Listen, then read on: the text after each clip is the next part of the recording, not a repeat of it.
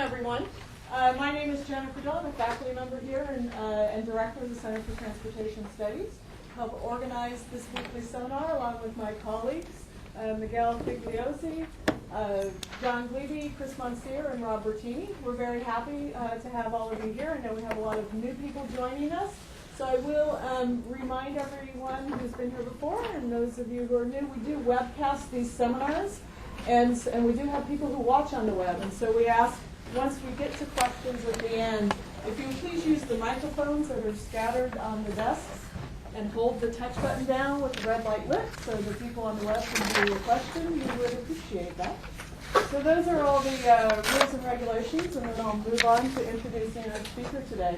We're very happy today to have Congressman Earl Blumenauer visiting us and speaking at the seminar. He has a long history of promoting transportation solutions to improve the livability of our communities, and he's had a huge impact on transportation infrastructure in Portland and in Oregon and nationally. He's currently serving on the House Ways and Means Committee as well as a new select committee on energy independence and climate change. And we appreciate this opportunity for him to come here and speak about transportation infrastructure. With that, I'm going to turn it over. Okay. Thanks, Jennifer. I think I turned on the machine. They'll tell me if, okay, thank you. Anybody here taken the transportation class at Portland State? Okay, well, so lots of alumni of what for me was one of those aha moments. I've been involved in public policy since before I came here. My first job was actually 2 days after graduating from Lewis and Clark. I went to work at the President's office here at Portland State.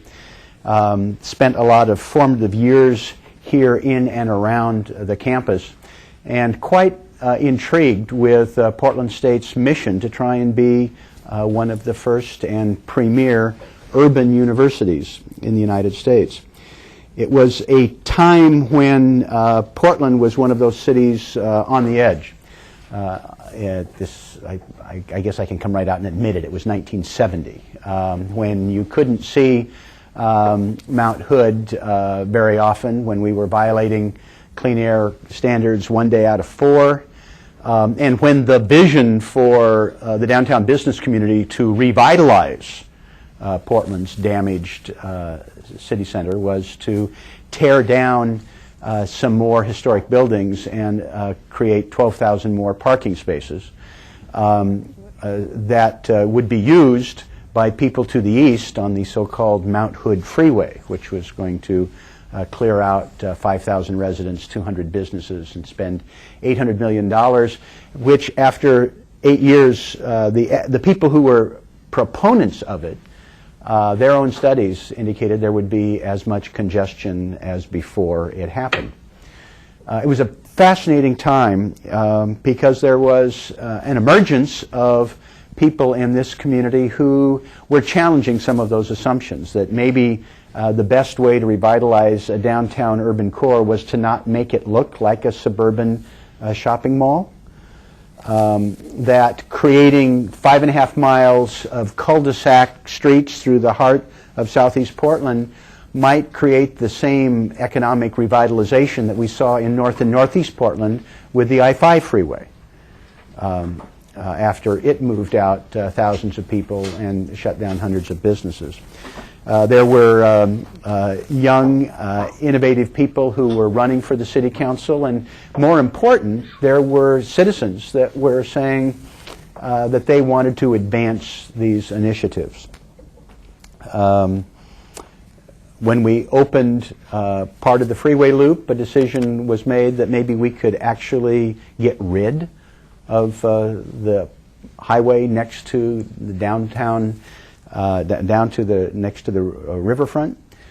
It was a fascinating time to come of age professionally and politically in our community. I must say that it was sort of growing up in the middle of it was kind of interesting from a number of perspectives. Friends that I met, debates that were going on, and people who were convinced that part of the political change with the growing environmental movement was going to be best acted out locally. And I've been just excited by what has happened over the course of the last 30 plus years in our community. I think some of the assumptions that were challenged appropriately. Some of the solutions that were devised locally have made a difference. And we've ended up with a 37-acre waterfront park instead of freeway. The downtown 100% block, which was a parking structure for Meyer and Frank, was removed over the objection of the city leadership at that time and created Pioneer Square. And there was a notion that the core, in terms of a plan for downtown, dealing with a land use vision for each and every neighborhood, was something that people were going to use as a blueprint for their initiatives. I was in the Oregon legislature when we passed Senate Bill 100, and I hope everybody has voted on sort of trying to restore some vestiges of that with Measure 49. That was America's first comprehensive statewide land use planning process, and which filtered down in the metropolitan area with the first popular elected regional government that put in place the urban growth boundary and a number of things that you're familiar with.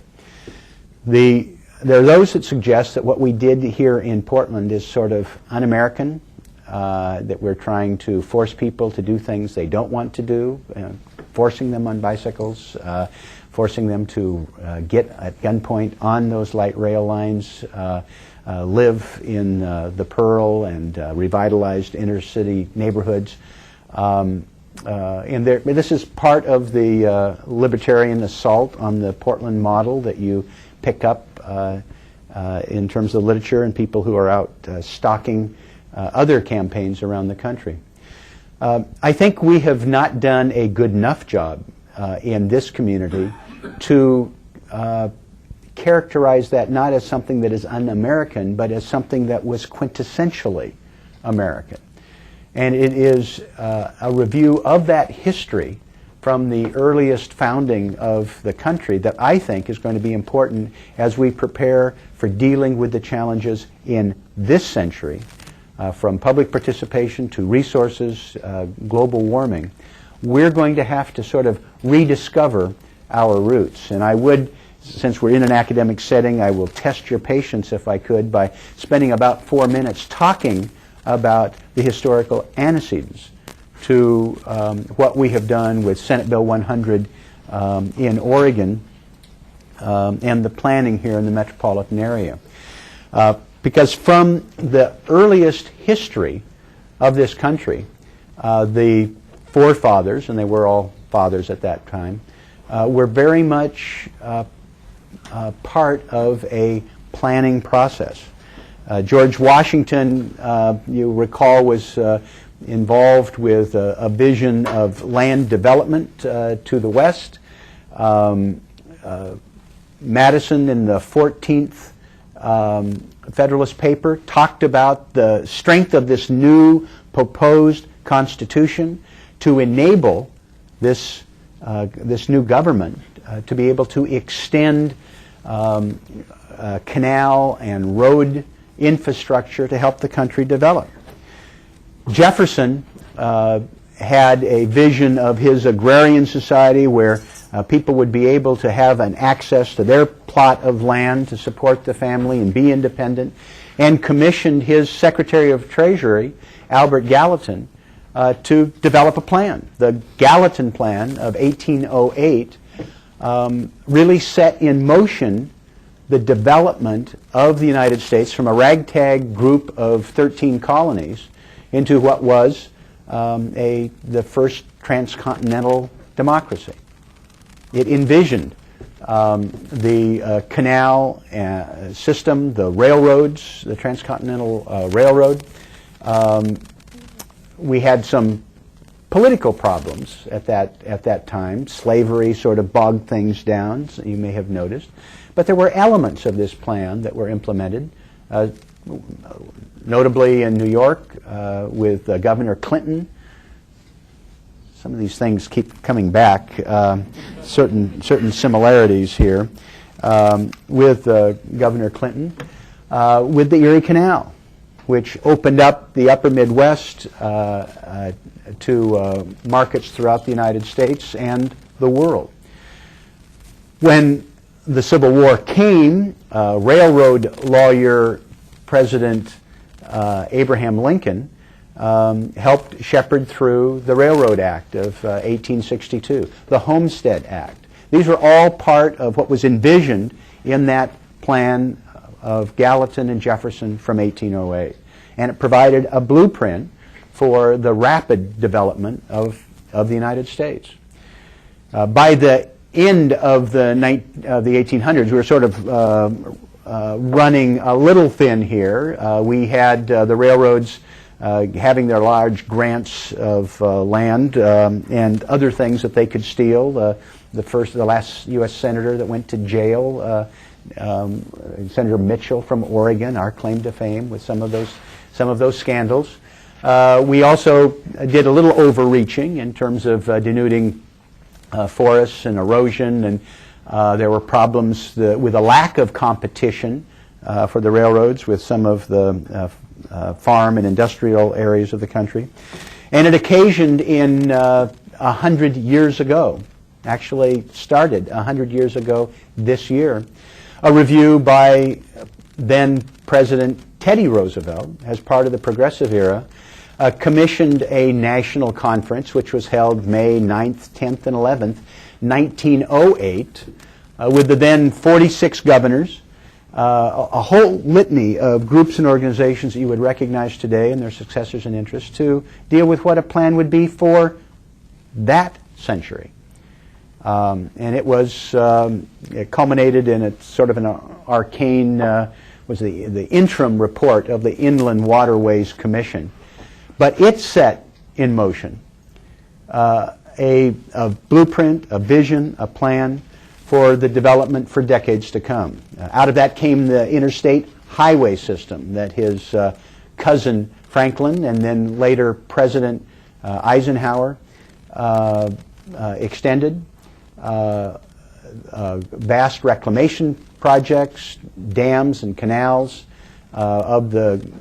largely from the New Deal were a part of that vision, which served, I would be prepared to argue, us reasonably well for most of the last century, until it too sort of frayed. The limitations of the application of that plan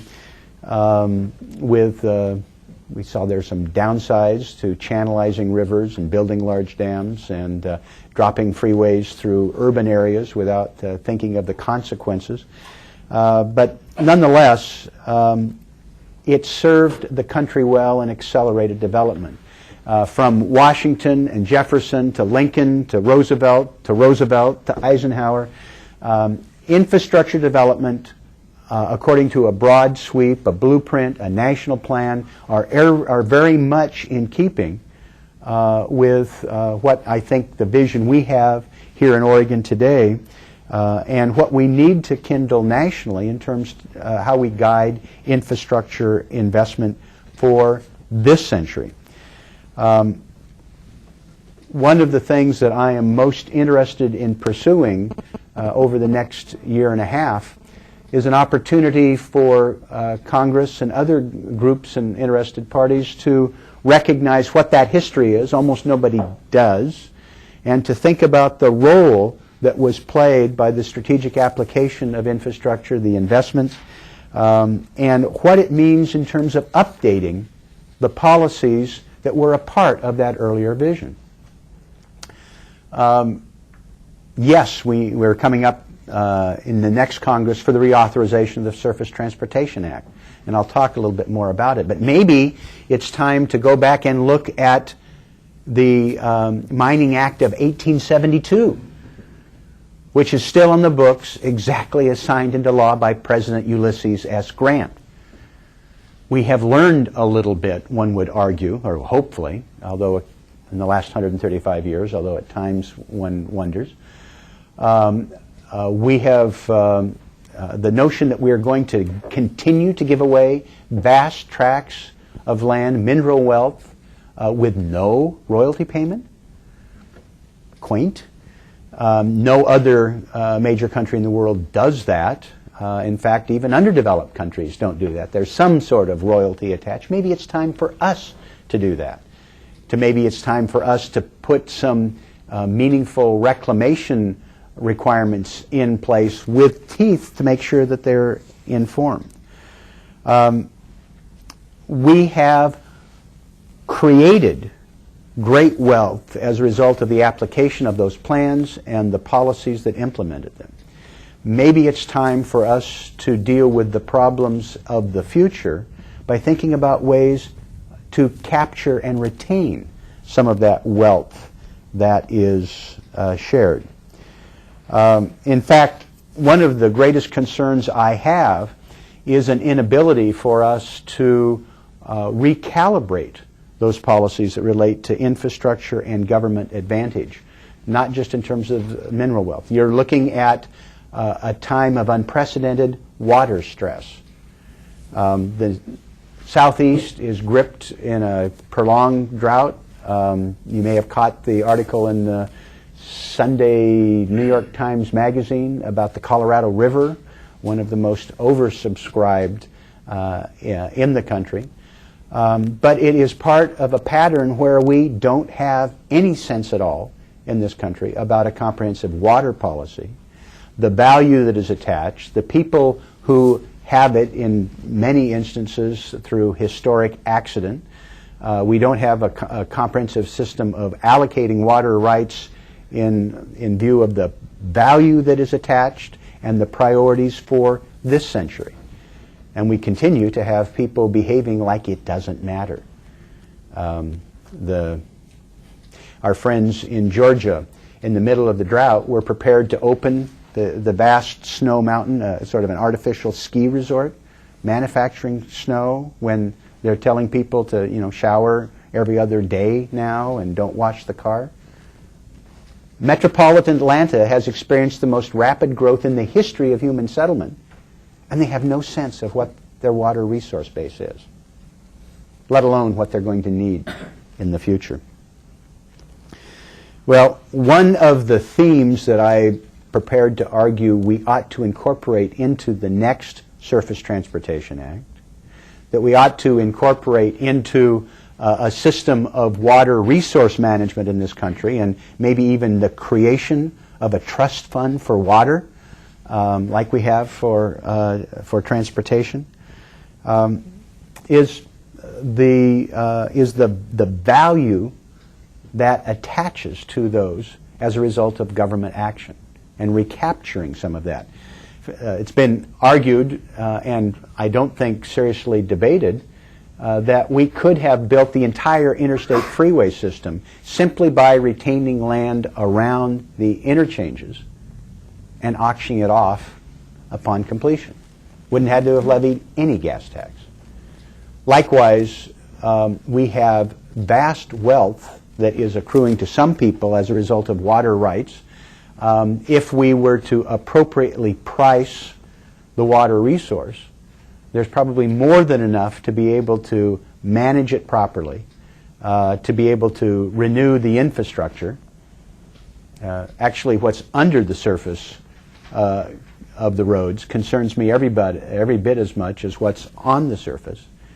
Over 72,000 miles of sewer and water line that are more than 80 years old, some of it brick or even wood in our urban areas. Time to think about how we put those pieces back together. And all of this has an additional imperative, because notwithstanding I guess we've now got the Bush administration to merely be agnostic about global warming. But everybody else is convinced that the odds are highly in favor of the reality that we are going to continue to see increase in temperature, increased water levels for the oceans, increased incidence of severe weather events, whether they're either intense storms or persistent drought. 4 times more wildfires in the last 16 years as in the previous 16 years. There's a trend line here in terms of global warming that makes a new urgency to our being able to get these messages right. Here in, I guess, in our community, we've had a chance to show that organizing these pieces in a rational fashion, being sensitive to what the land uses are, giving people more transportation choices, making it easier for, and not illegal, for somebody in a drugstore to live above the drugstore, has all made a difference.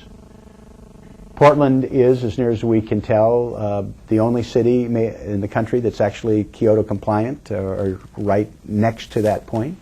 We've had a comprehensive energy policy for the last 28 years, the first city in the country to do so. We're 7 times more likely to commute by bike, and the numbers are going up. All of these pieces put in place are in fact creating a model that is making a difference across the country. People are looking at what we're doing here, and there are opportunities to apply those lessons elsewhere. I am hopeful that we can take some of these lessons and bring them to bear in the next surface transportation reauthorization. It is up in 2009. As you know, in 1991, then Senator Daniel Patrick Moynihan was able to assemble pieces, in part with the lubricant of extra money, that placed a premium on actually planning and flexibility. The so-called ICE-T, the Intermodal Surface Transportation Efficiency Act, gave more latitude to put the pieces together. It made it easier for people to make decisions that were not just concrete expansion. An emphasis on transit, enhancements for transportation, alternatives that would help the quality of life and help the transportation system by parkways, bike paths, urban development initiatives. It was a really spectacularly successful piece of legislation, and luckily the work that we had done in Portland prior to that made us perfectly positioned to take advantage of it. And we have arguably been able to do more than any other community in the country, at least for the first 2 rounds of the ICE-T reauthorization. The last one I would give maybe a C- in terms of the integrity of what the original ICE-T vision was, but we were pretty well positioned. In part, my good friend Peter DeFazio was a key member of that subcommittee. I, by luck of the draw, happened to be on it. We've spent a lot of time with the ranking Democrat Jim Obastar, who's the single most influential member of Congress on infrastructure, coming here. He loves Oregon. He's a cycling fanatic and loves the intermodal pieces. So we survived with some money, but it isn't what America needs for the next round of that legislation.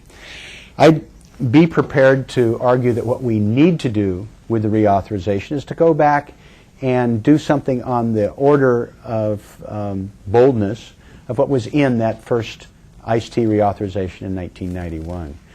Make legislation that supports our current national priorities. We ought to stop the process of using the system itself to pick winners and losers.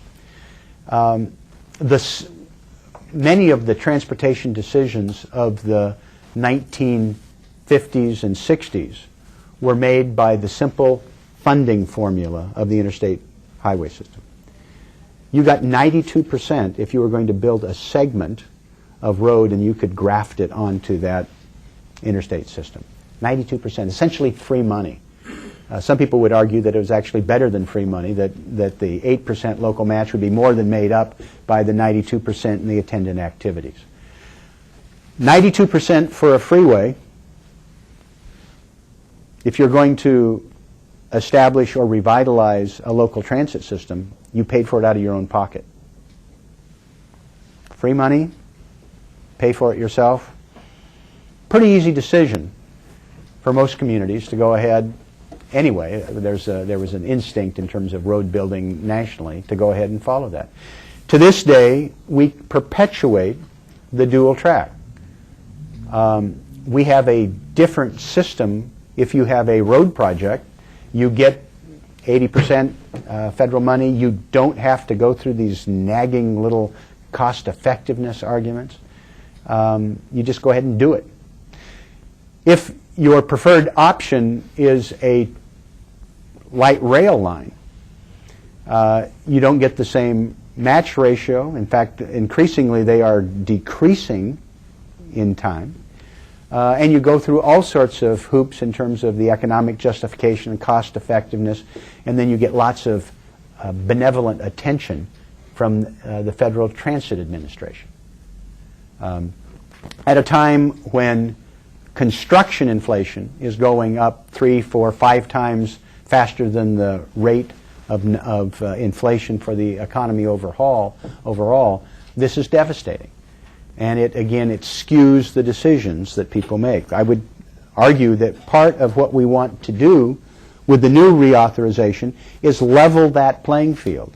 And if cost effectiveness is something the federal government needs to poke its nose into, it ought to be a standard for whatever project there is. We ought to have a uniform match ratio, and perhaps even lower than the overall match. Make this cost neutral as far as local governments are concerned, but I don't care if it's 3-to-1, 2-to-1, 50-50. Treat all of them the same. We need to rediscover our metropolitan areas. The growth in this country, in jobs, in population, and the problems of congestion and air pollution are largely concentrated in our metropolitan areas. The last transportation bill was hung up over an argument between donor and donee states. But the greatest disparity in transportation funding in this country is not between Massachusetts and Wyoming and California and Texas. It's the differential between metropolitan areas, the vast majority of which are shortchanged by the funds that flow back through the states. We need to place a premium on making sure that the metropolitan areas are better served. We need to put the I back in the intermodal, putting more resources to make sure that we can be seamless between transit, pedestrian, auto, freight mobility, and other modes that might be in air, marine, and rail. I hope that this mode-neutral approach can carry over with aviation and rail. We are currently spending vast sums of money to subsidize my weekly commute between Washington, D.C. and Portland with the aviation system, billions of dollars. At the same time, this administration and some of their allies in Congress believe that the rail passenger system should be the only one in the world that survives without national subsidy. the notion of prioritization for fixing it first, rather than encouraging the development by the federal government of new transportation infrastructure when we have communities and states that are unable to maintain what they have now, and people get into a double whammy where the maintenance is deteriorates rapidly, even while they take on new responsibilities, guaranteeing that there will be more of a problem in the future. The notion here is that it's time for us to sort of go back to our roots, think about what the national goals and objectives are for this century, how to capture value, and how to motivate people. I was interested in how many of you have taken the transportation class here at Portland State. I'm proud of a lot of things I've been able to work with over the years, from streetcar and light rail and bicycles and other community initiatives. But I think in the long run, the thing that I'm most proud of is that dynamic where we decided that we were going to try and empower citizens here to understand the transportation system. Immediately prior to being in Congress, I served 10 years as Portland's Commissioner of Public Works. I found out very quickly that anybody with a driver's license is a certified traffic engineer. And they knew that no matter when we were paving the street, it was either too late or too soon. They knew where the stop signs should be. And it was fascinating. After a while, just sort of getting accosted across the produce stand, I just, okay, let's try this. And we set up the class. We paid the tuition. We headquartered it at America's premier metropolitan university. We had instruction given by a number of people who were actual professionals in the field, the city's traffic engineer and the director of planning at Metro, and it was just great fun bringing the people in. And the class assignment, those of you who've taken it know that the notion was people are to try and solve a transportation problem in their neighborhood. Over the years that I was responsible for transportation in the city, we came back and listened to some of the best projects, and I think we ended up funding about a dozen of them. Because people, when they had the information, they had the time to think about it, could sort of figure out how to make 33rd Avenue work.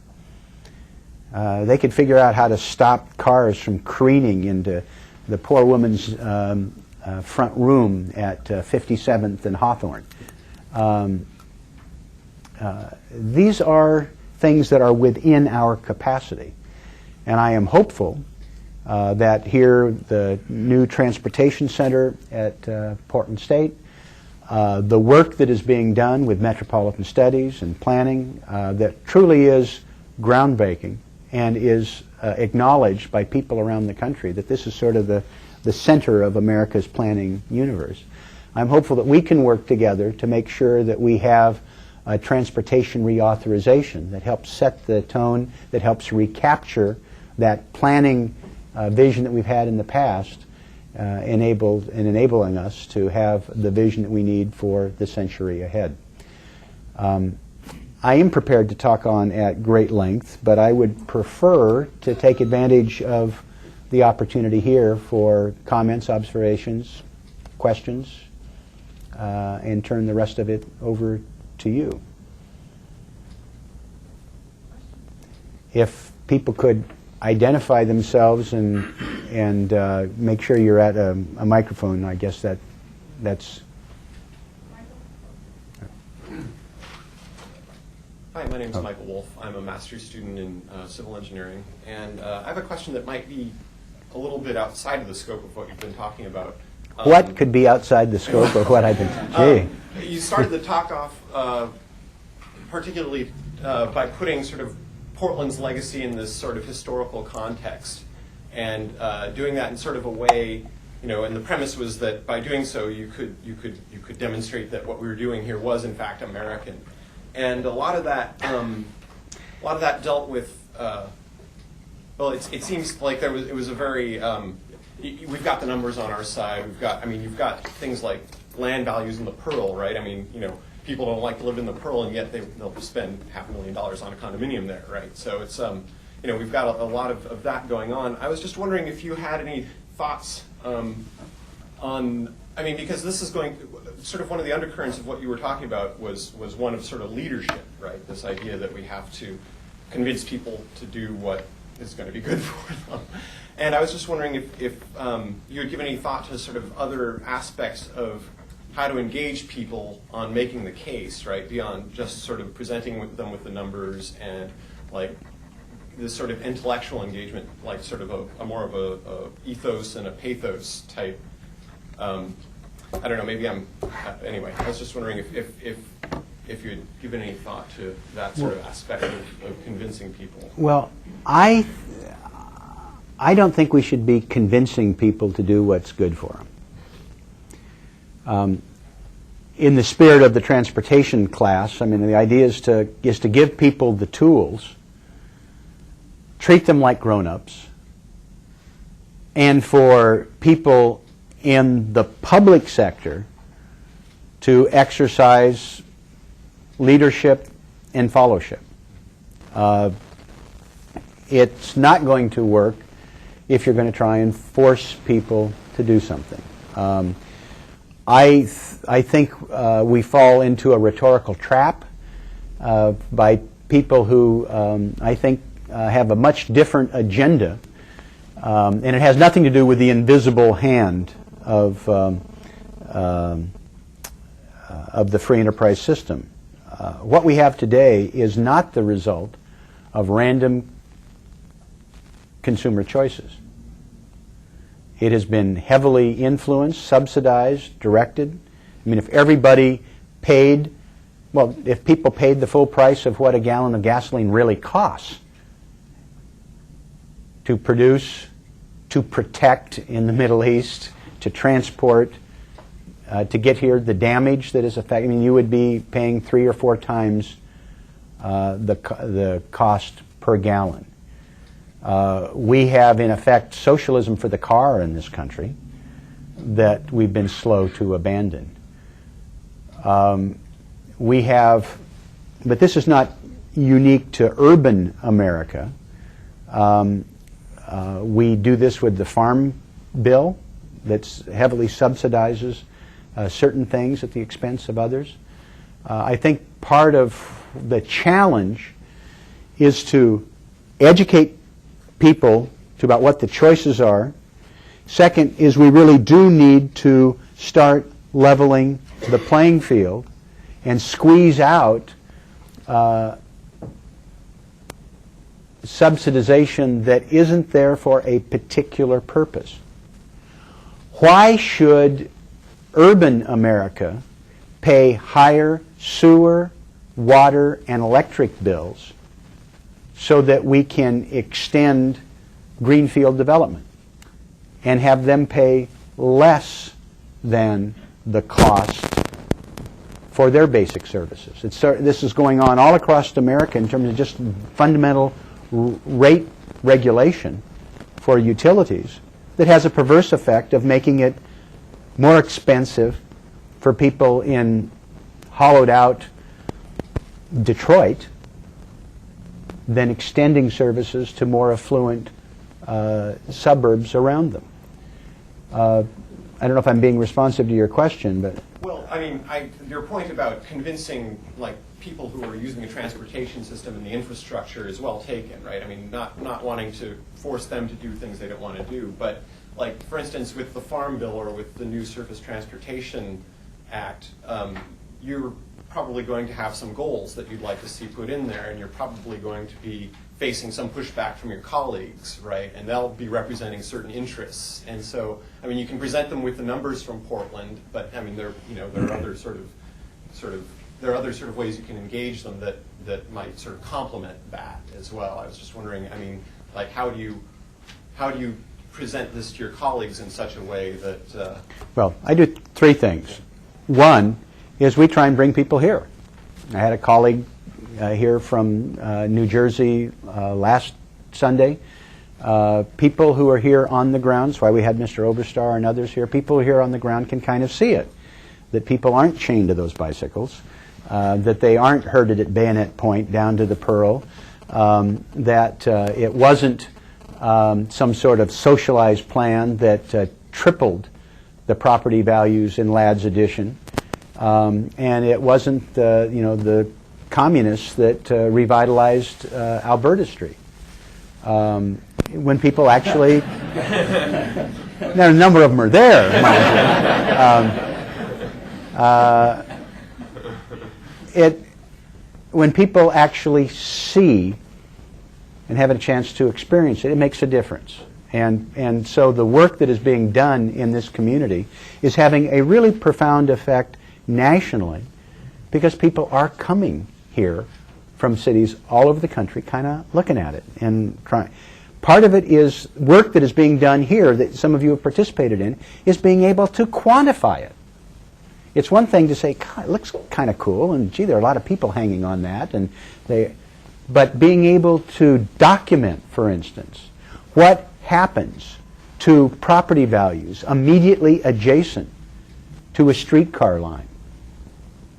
What happens when you do some fundamental education for families, particularly their children, about safe ways to get to walk or to bike to school, and what happens to participate. Being able to show what difference it makes is very, very important. And finally, I would be prepared to argue one of the most important things is for government itself to lead by example.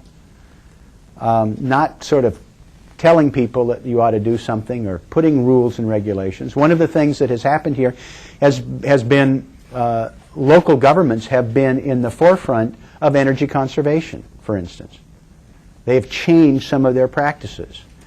In fact, this would be my goal for national policy. If there was one thing I could do to transform America's approach to energy and transportation and development, it wouldn't be any tax or regulation, a new requirement. It would just be for the federal government to model what we want the rest of America to do. For the federal government to commit that it's not going to purchase, lease, rent, or build any structure 3 years from now and beyond that isn't triple LEED certified with a twist. That the federal government will not buy any motor vehicle that isn't in the top 10% of fuel efficiency. An aircraft carrier gets 17 feet to the gallon. If we start implementing some of this through government itself, I think it can be transformational. Sorry, I cut you off, sir. Yeah. Yeah, you talked about... You want to introduce yourself? Brent Sullivan, I'm a civil engineering student. You talked about the metro areas, and I'm kind of curious that it seems that it's so like state versus state, and it seems like a lot of what could be helpful would be to kind of attack things more regionally, especially with Portland being so close to Washington, and talking about like the Columbia River Crossing Bridge and all these things coming up. That it seems like a lot of the problems could be attacked better as a region instead of just looking at our city, yes, our county, our state, looking at it as a whole more, because it seems like that's part of the problem with a lot of the transportation system is we're just looking at one little piece and not how all these little pieces are trying to fit together. Absolutely. One of the things we need to do with a planning vision for this century is go back and visit some of those corners that we painted ourselves into. I mean, one of the stupidest things in retrospect, and it's not a recent observation, but choosing bodies of water as jurisdictional boundaries, that's cool. Yeah, that really helps us manage water conflicts and clean up pollution by using rivers to divide cities and states. Doing it over again, we would be looking at basins water, looking at river basins, watershed basins, look at traffic sheds. We need to be going back and looking at functional units that make more sense, understanding the natural dynamics. And I think a lot more of that is going to happen because a lot more of this is going to be shaped with water, and that's actually tied up with transportation, with stormwater issues, runoff. Making that an element, a critical element of all the reauthorizations, trying to have appropriate planning units and trying to break down some of these barriers. Really hard to do when after the fact, when we've got 50 states set up and 4,000 counties, and I forget the number now of cities. I should have that. Somebody here knows. But you're right. We've got to recraft that. How many cities do we have, Ethan? I can't. No. Nationally. Nationally. In the nation? Oh. Well, like thousands. You know, academic precision is such. 19,602 as of last week. That's about 19,000. It really is, honestly. Earl, right? Super. Oh, it doesn't work. Oh, this one works. Okay, well, I'm using something after the School of Business Studies plan. I'm glad you brought up the Columbia River crossing question, because I am kind of wondering, what can we be doing to make sure that the Columbia River crossing doesn't become a reward for bad land use policy? Well, first of all, I don't think that the community is on either side of the river is going to embrace a comprehensive solution to a choke point in our region's transportation system that accelerates the bad elements. I think there's no question but what there will be a strong transit component, and I think that that's going to be light rail. I'm just that's going to happen. The notion that we're going to be in competition for significant funds throughout the country for a really big project. I mean, we've got people in the back of the room that are signaling $3-4 billion. Ethan's got other numbers. You know, how many fingers? We're in competition for this. It's going to require alignment. It's going to require that the local politicians, the business community, it's going to require civic leadership and the federal partnership with the House and the Senate to be aligned. If we're going to have something that gurgles up, that raises more questions than it answers, and creates more problems than it solves, it will just keep bubbling, and it's not going to get the community consensus and the political support that's going to be necessary. I was involved before anybody was born in a campaign to take light rail to Clark County. Went down in 1995, unpleasant election. I learned a lot from that. I don't think most people there think that not having constructed the light rail has added to the quality of life in Clark County and Vancouver. It didn't solve their congestion problems. It didn't lead to a revitalization in downtown Vancouver. We look at what's happened over the last 15 years. Problems continue, irritation increases, and the rest of the country, since Vancouver turned it down, light rail has revolutionized Salt Lake City, Denver. It's going on gangbusters in LA. Phoenix, hello, $20 billion approved locally in Phoenix, carried by the component that was the light rail expansion. The people in Houston stood up to Tom DeLay over his objection and political machine and voted for light rail. The communities that are sort of on the forefront and some that aren't have sort of decided on a transit-oriented future. So my sense is that this is developing. There is a consensus that will be emerging, and a suboptimal project for the region is not going to move. Hello, I'm Damon Fordham. I run the sustainability program at the Oregon Department of Transportation.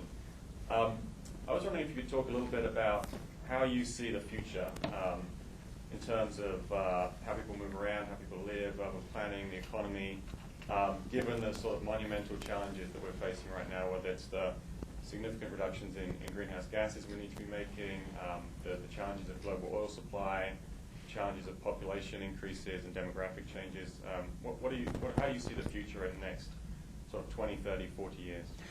I think the forces that you've identified are converging in a way that actually will help us solve those problems. Pricing of energy is going to help get some people's attention, and reliability of supply. Just the fact that there are a bunch of us geezer baby boomers, turning 50 every 8 seconds for years, and pretty soon we'll be sucking down Medicare and Medicaid. Well, we also don't want to be on McMansions out in suburban areas. In fact, the estimates are that in that time frame that you talk about, between now and 2040, there will be more single-person households than families with children. Now, when the Teddy Roosevelt plan of 1908 started running out of gas, 1960, 65, there were half the families that had children, and usually 2 parents, and sometimes an aunt or an uncle or a grandparent there. More families with single families than families with children. You're going to have a surplus of about 20 million McMansions. And that's before factoring in $5 a gallon gasoline, $8 a gallon gasoline, $10 a gallon gasoline. So I think some of these are self-correcting, almost like you're not going to get a really bad project out of the Columbia Crossing because it ain't going to get the support. Price for energy, the demographic bulge, where these people, we find that 65-year-olds flip between folks who are in single family detached houses to attached apartments, row houses. They go from the majority being owner-occupied to the majority being rented. So you're going to watch a significant shift just in terms of what happens to the market. The other thing, going back to the earlier point, in terms of what people like. People actually like transportation choices. 2 days ago, the National Association of Realtors and Smart Growth America came out with survey research that showed that the majority of people want to live in walkable communities. They think the way to solve problems for transportation is, first of all, more transit, and then community design. Third was pour more concrete. This is from the National Association of Realtors. So we're seeing trends. Also, what's going to happen is how we play out in areas of healthcare. It's interesting. This is a constant as I go to different communities around the country, talking about these issues, learning and working with people. The communities are appalled that they're dealing with morbidly obese young people. I mean, we're 300-pound 6th graders in communities where a generation ago most of the kids walked or biked to school, and today fewer than 10% can do that. Is there a way to tie these together, you know? Walk, bike, healthy eating habits? And I think there's some pressures that are going forward because they work and because what we're doing now is not sustainable. I think we're on the edge of watching things that are transformational. But the key is to make it real to people and to make it attractive, not forcing them, but letting people know what the choices are, equipping them to make it. Sure. Graduate student in gerontology. You talked a lot about your justification for light rail, and for me it works great. I take it all the time, use it all the time. But the perception is that the majority of people don't use the infrastructure that we're putting in that direction. And when you compare urban to rural, Oregon especially, the differential between the amount of money that's being spent in the rural areas and the money that's being spent on the light rail, for instance, is serving less than the majority of the people. So first of all, is that perception correct? And second of all, how do you turn that around to have people think that this is a good investment? I mean, you just look at the highways, Right. and the majority of people are in their car driving up and down I-5. Well, when I chaired the Revenue Committee in the Oregon Legislature, I had lots of people complain about, you know, they didn't get their fair share. Mm-hmm. And we offered them a deal. You know, you want to we'll just have your gas tax go right back on a proportionate basis. Well, actually, they didn't like that because people in the rural areas were getting back far more than they were putting in their gas tax. We used to have people complain about the TriMet tax because people in Washington County and Clackamas County and East Multnomah County didn't get their fair share. Well, let's just shrink the TriMet boundaries to the city of Portland. If we did that, we could have cut the payroll tax. We have bus lines right now in Northwest Portland and Southeast Portland that pay for themselves. And it's the lines to Forest Grove that don't. We don't do a very good job of helping people understand what that flow of money is. And I will say that our friends from the sort of the libertarian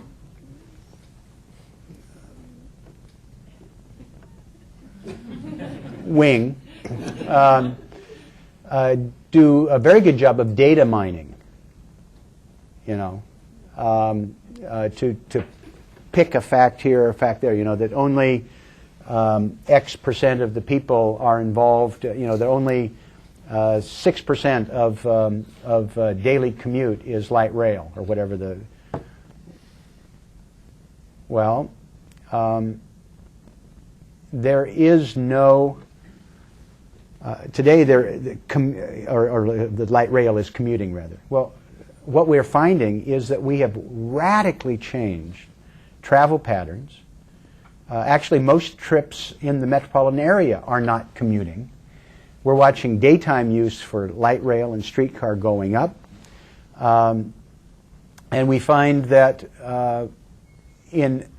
that some of the people who are most disadvantaged by an auto-only society are precisely the people that are out in rural. What are you going to do if you live in Lame Deer and you can't drive?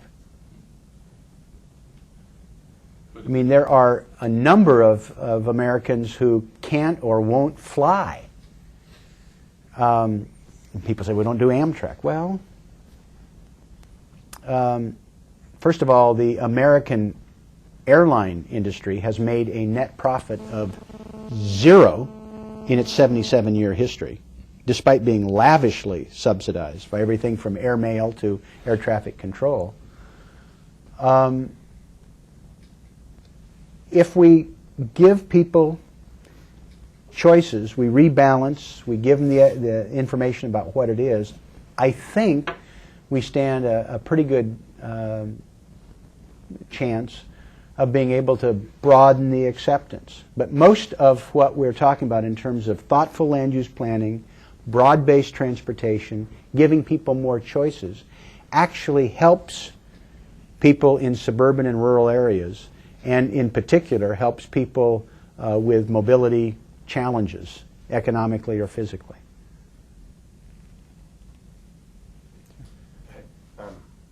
My name is Peter Murchie, and I'm off and on adjunct in the School of Community Health here, and my real job's transportation and goods movement development or analysis for EPA, U.S. EPA in the West Coast. And my question for you is following on to Damon's, looking specifically at the next authorization around public health and environmental health issues, is how do you think it will incorporate a review or requirements around looking at energy use, greenhouse gas emissions, air quality, especially near roadway air quality issues, which I don't think are looked at right now in projects. Do you think that's going to be a component of analysis that will be added on to projects and where funding goes? Well, part of what we're trying to do now is to engage more people who have specific objectives that they want to coax out of the process to see if there is a reasonable way to incorporate their needs into it.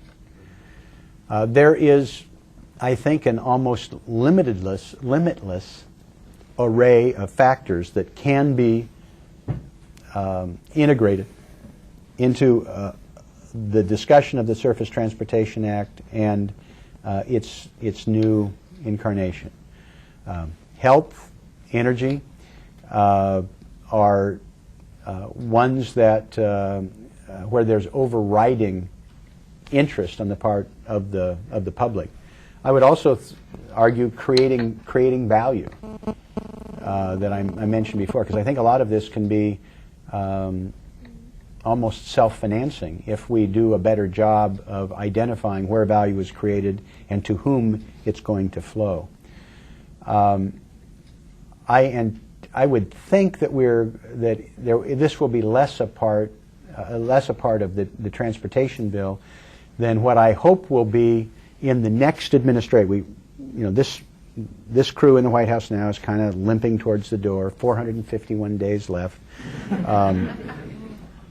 and no initiatives. No initiatives are going to come forward. But with a new administration and the work that we're doing on global warming, what's happened?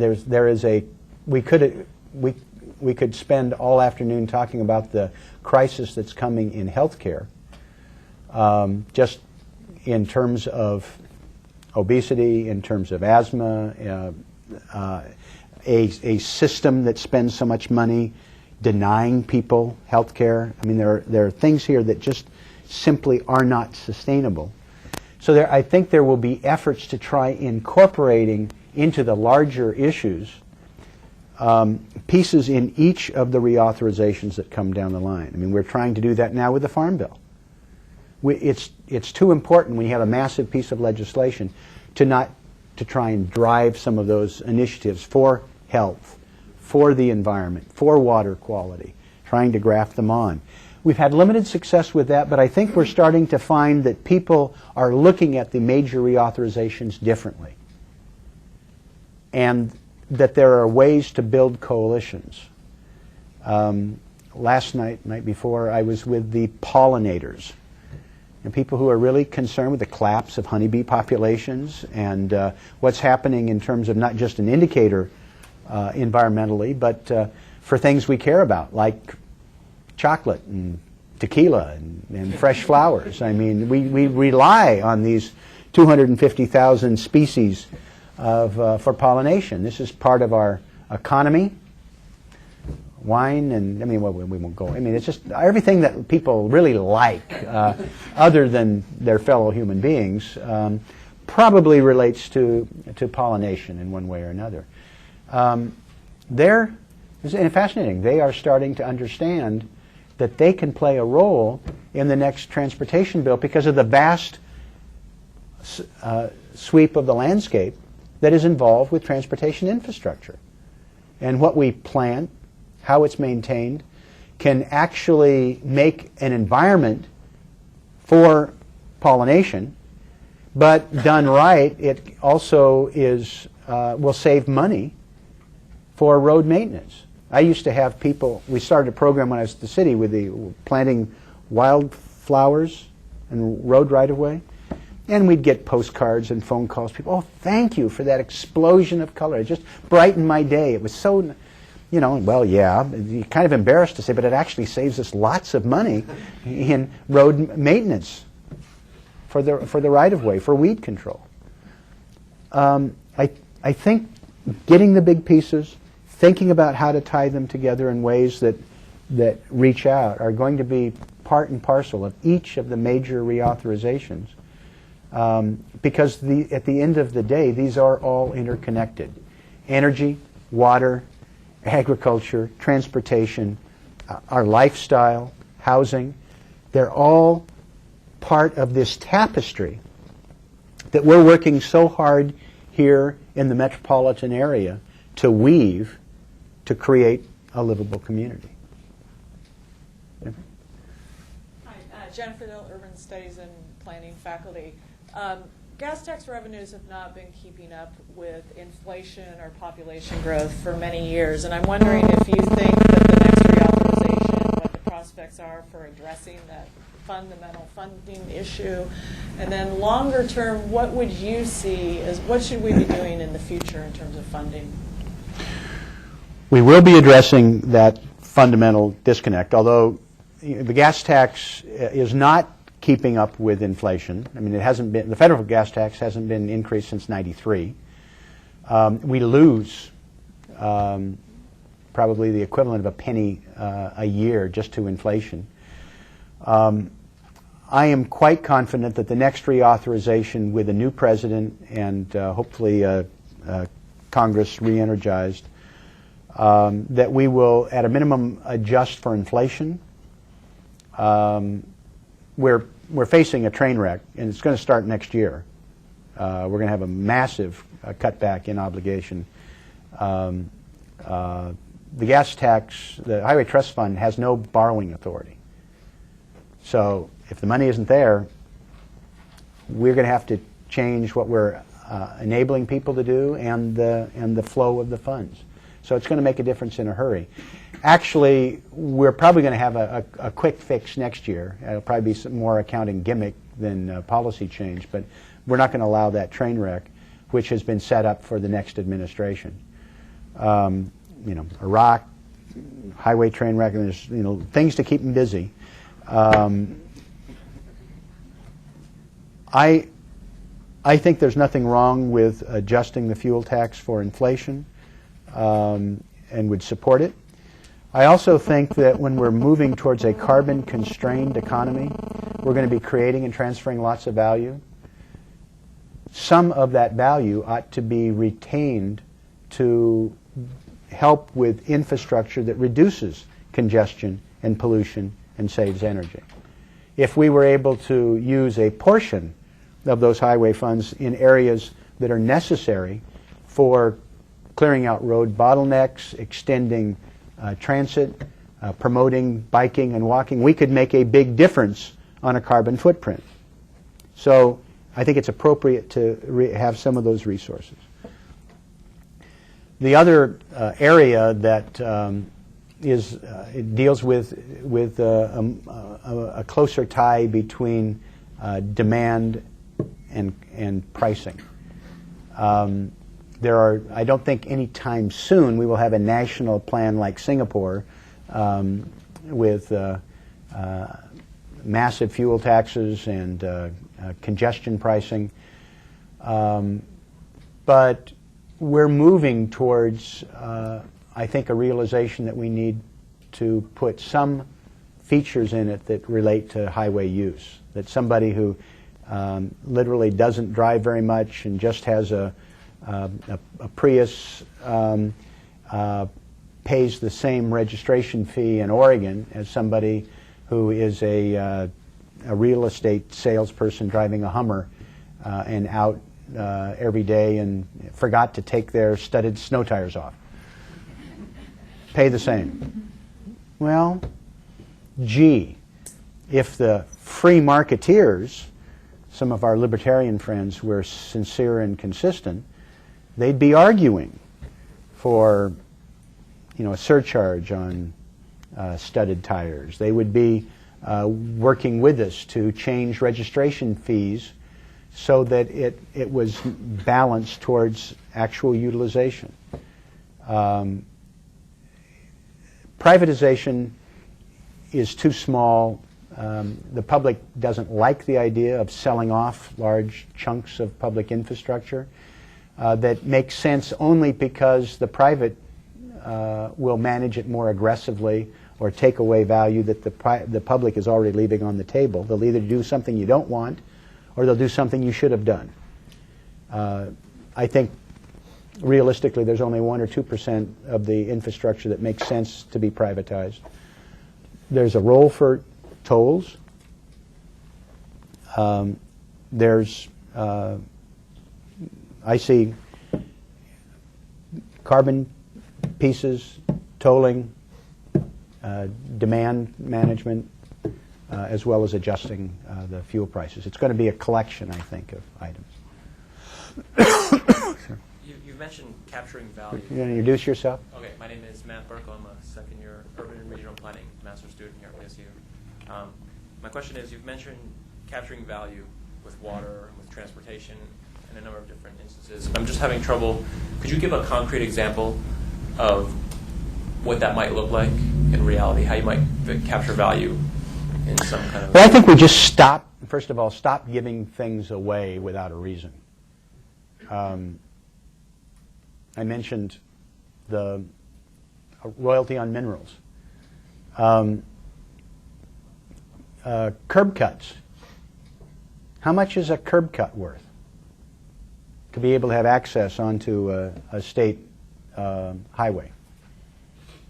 One of the things that's just mind-numbing is that people agitate for this bypass road in an Oregon community. I won't name names. You can fill in the blanks. They agitate for some sort of a bypass. And then as soon as they get the bypass, they proceed to degrade the bypass by letting every Chicken Little, Colonel Wombat, Jiffy Lube, Arby's Death, they're... And pretty soon, you have completely degraded that infrastructure, disrupted the traffic flow, created congestion.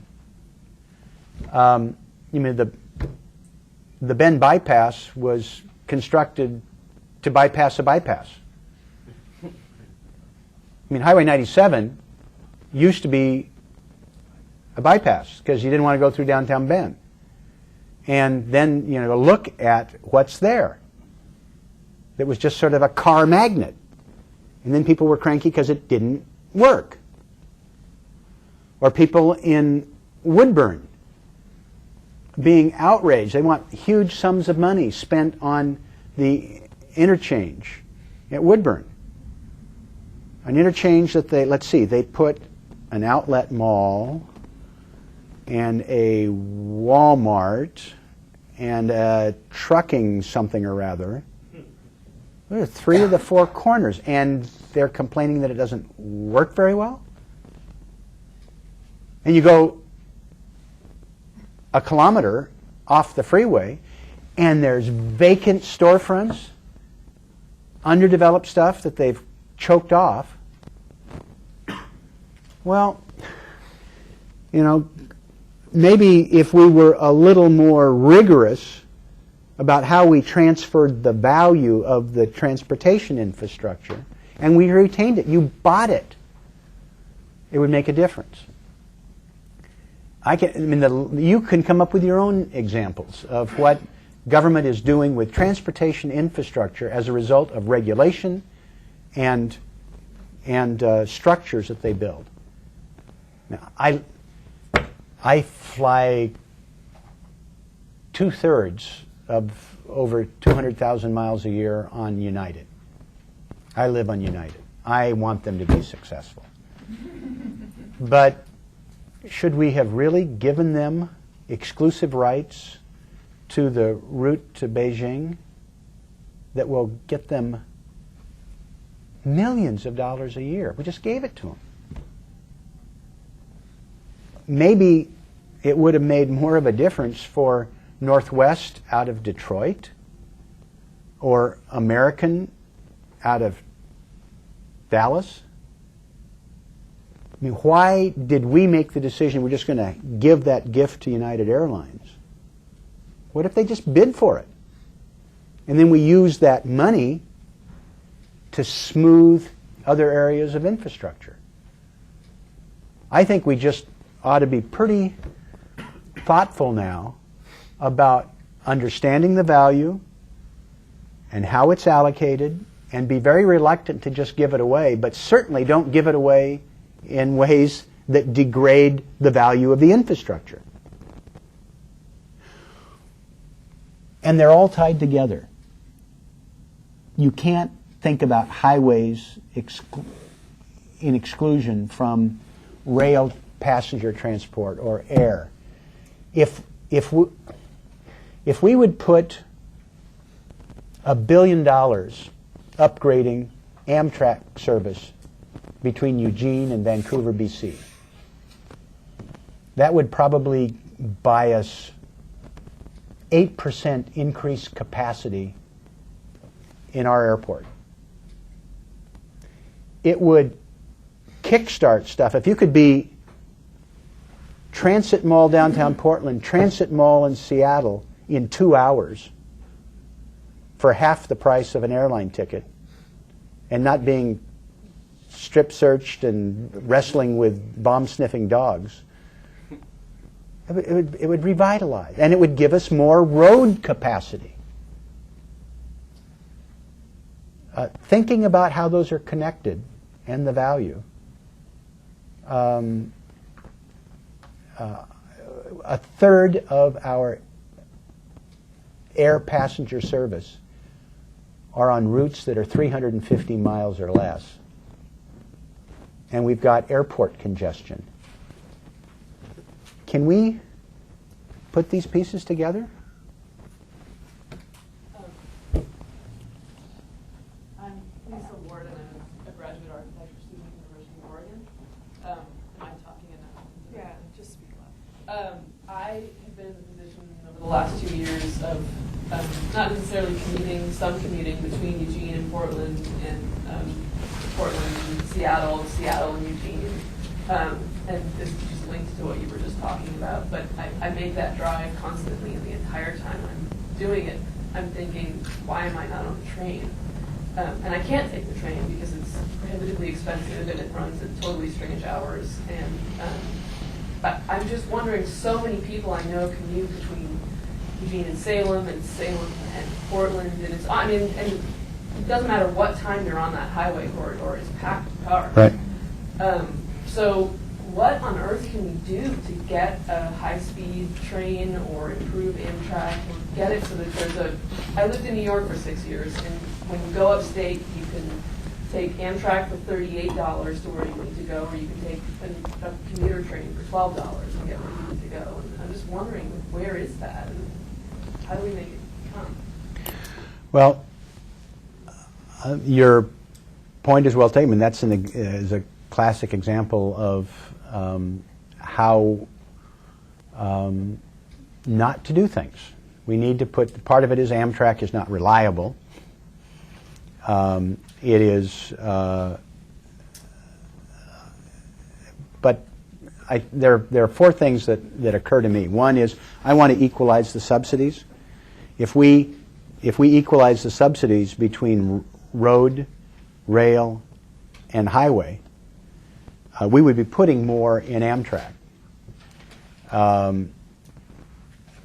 Part of it is equalization. Part of it is making the pieces fit together better. Because they aren't integrated now, it's very hard for people to be able to, it's not seamless. The transfers are not seamless. Those of you who've had the experience of flying into Amsterdam and just, wow, I mean, you walk out and here, you just pop on the train. The bike is right there. 4 transfers in Switzerland when you're, these things just, they all fit together. Well, we don't integrate them. We don't spend that much time putting the pieces together, and we don't invest in the reliability. Second, people don't know how much it costs to drive a car. People who say it's too expensive, I did the calculations. Not taking a bike to Washington, D.C. instead of buying a car paid for an apartment, a duplex for me.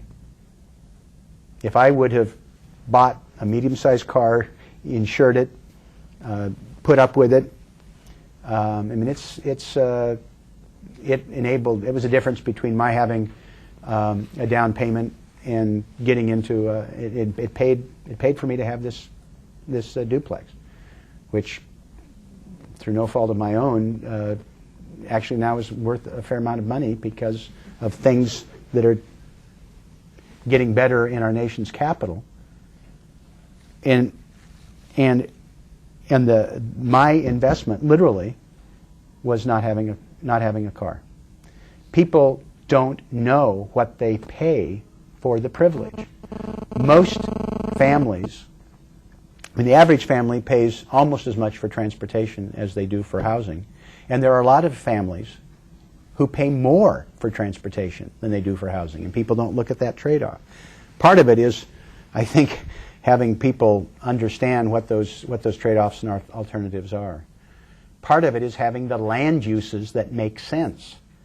Because we're still trapped in too much of America in the, this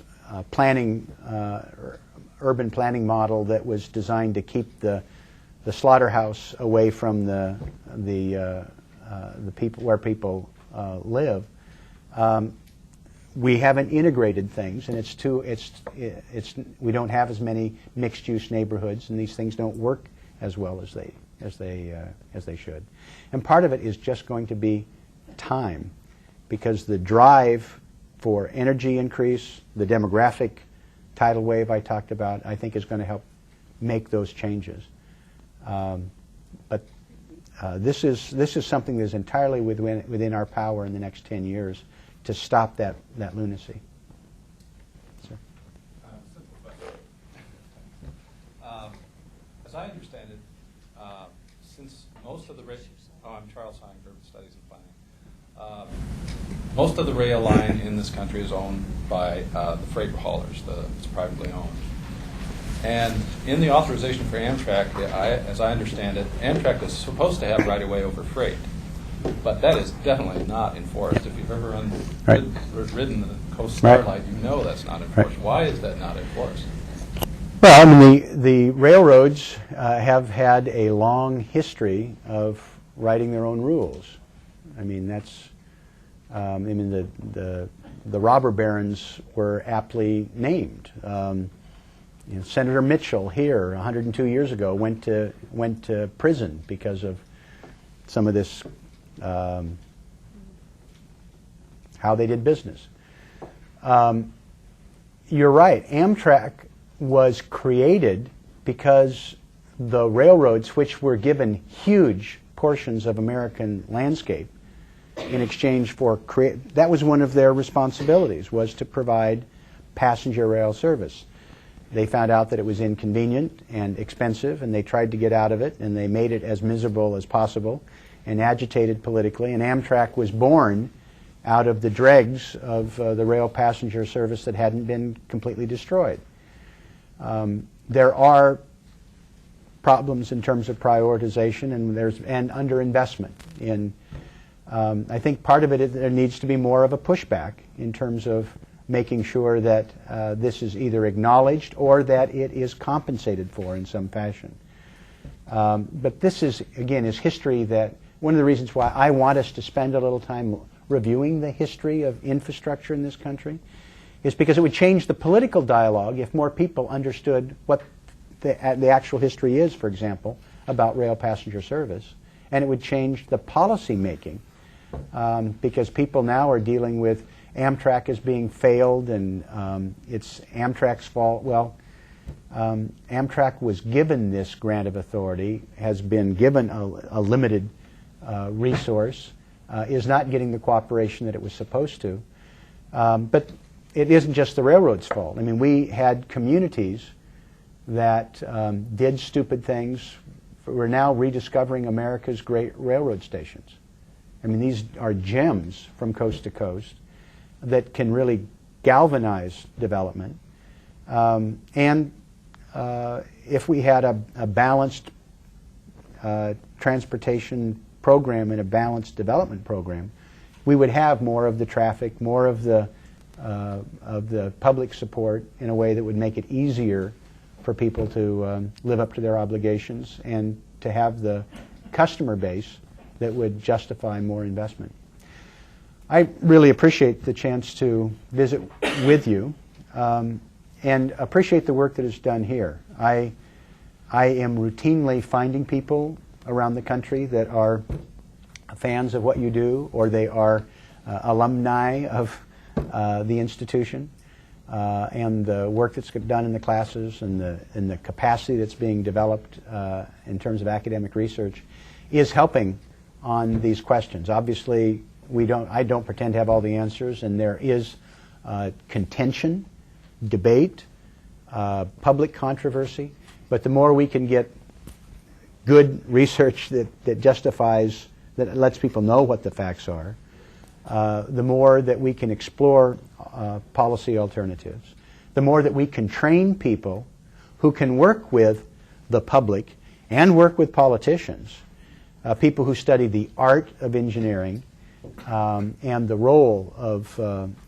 how the disciplines come together in urban America. It's going to be just a critical part of what's going to happen in this country over the next 20 years. So I appreciate what you're doing here and look forward to working with you, the college and the university in any way that we can in our office.